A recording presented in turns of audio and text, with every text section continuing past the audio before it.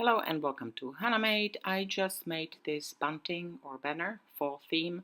I would like to share some tips how I made it and how easy it was, how much fun it was, and that I used recycled blanket, which I'm super proud of. So if you would like to learn more how I made it, just continue. It is longer video, but I'm sharing quite a few good tips, I think. So I'm planning to do hand sewing workshop. So this was a perfect project to practice on and try different stitches. I do enjoy hand stitching. However, I'm always surprised how much patience you need for it and kind of put aside the time, right? Sewing machine seems much faster.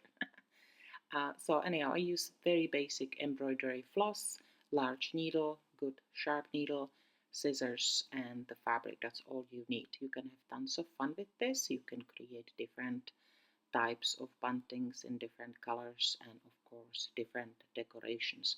So because now it's almost October and I enjoy fall decorations and I love mushrooms, I decided to make this theme. But truly my most important part, kind of message that I want to spread to my students is that anything can be created from leftover materials. I love the fact that I had this old wool um, blanket, which is kind of really scratchy and uncomfortable. So I was looking for a cool project to use it for. And bantings are nice. I love summery bantings that are made from um, very soft, breezy fabric and they kind of like move in the air. However, for fall, it seems appropriate to use something more heavy duty. Maybe it's just me, but basically, when I look at the material, I kind of feel warmth. So, anyhow, I just wanted to let you know that first of all, I cut out the triangles, right? So, I had a piece of paper as pattern. I cut a bunch of triangles the same size. Then I did the what I call tunnel on the top. So, I just basically folded once and I did very basic, I think it's called running stitch through. I made notes on each side. The one thing that you may want to consider is that any material you use will eventually fray. Bunting is going to hang on the wall or somewhere and it's not going to fray much because you are probably not going to handle it and you are not going to wash it, right? Lots of fraying happens during the washing part. I don't mind when material frays a little bit. I actually find it somewhat charming and old-fashioned. However, I want to give you a heads up, it may happen. So if you don't like the fraying effect, you may have to finish your triangles on the edges, or you may have to do them double-sided and stitch them inside, right? So let's move on. We know it will fray, we know it will have a rustic touch.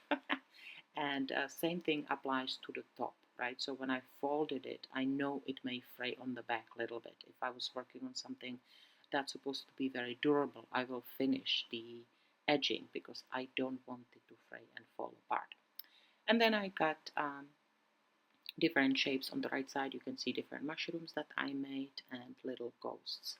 I know how to make almost a hidden stitch. I know how to be patient and make my stitches symmetrical. However, this is kind of a rustic project, so perfection is not demanded really. I can have it made so it looks like hand stitching. Even for the ghosts and the mushrooms, if I was doing something where I want to basically conceal the stitch, I would pick same color floss as the fabric is, right? So on white I would use white so you don't see it. However, my goal is truly to make this look like handwork.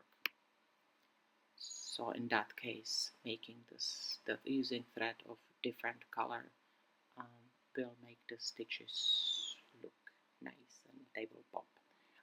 But I am not using crazy color. Um, I like the rusticy, darkish style, I guess. So whenever I'm stitching, it's very simple.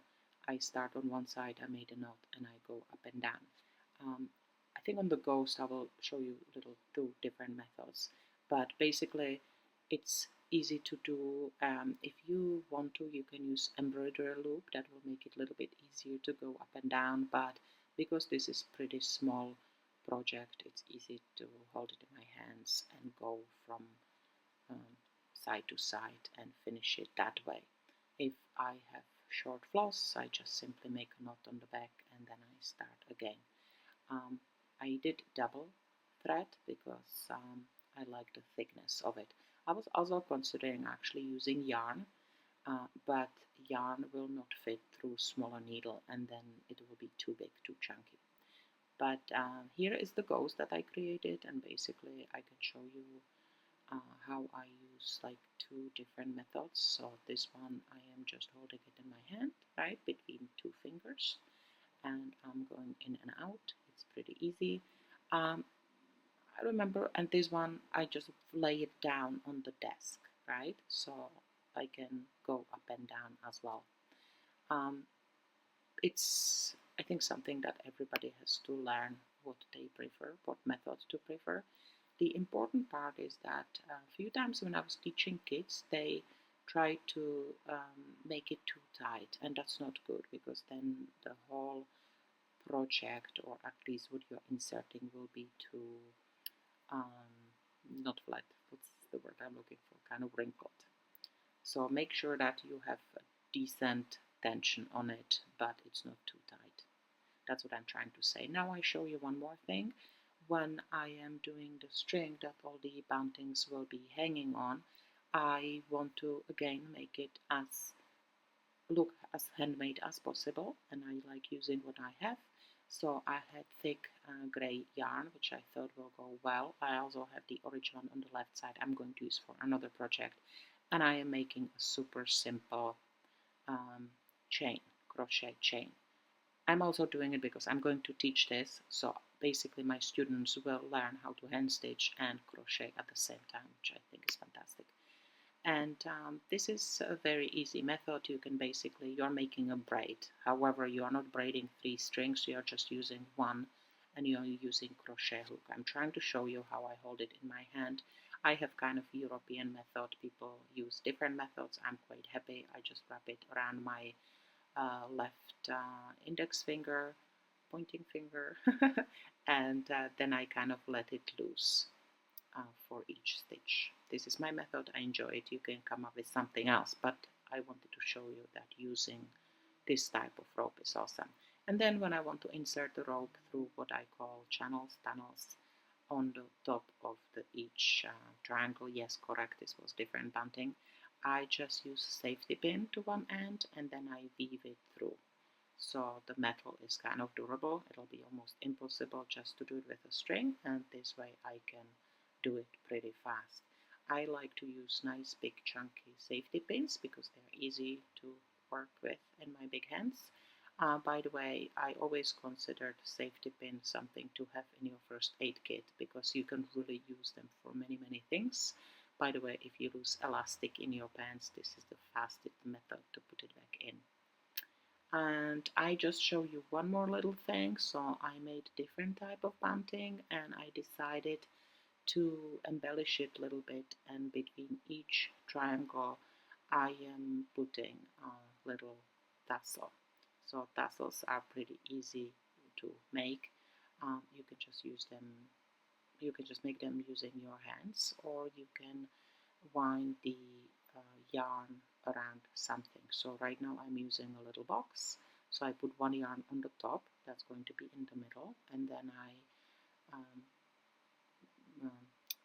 wrapped more yarn all the way around it. And then you have a choice to chop it down on the end with scissors or X-Acto knife. I kind of use both methods, whatever is closer.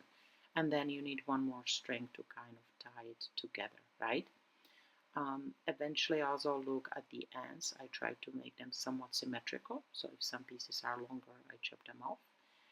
And then right now, it's, by the way, always good to have really sharp scissors. I have special scissors for sewing that I don't share with anybody else. I even put lock on them sometimes. And then I attach tassel between the triangles. The trick here is to the two strings that I attach it on the main string with, and I made a knot, I weave them back in the tassel with crochet hook. You could see that I struggled a little bit, right? But you can also use needle, but this yarn is so thick it may not fit. And that's it. So I hope you enjoyed this project. Maybe some of you will try it. Thanks for watching Hannah Made.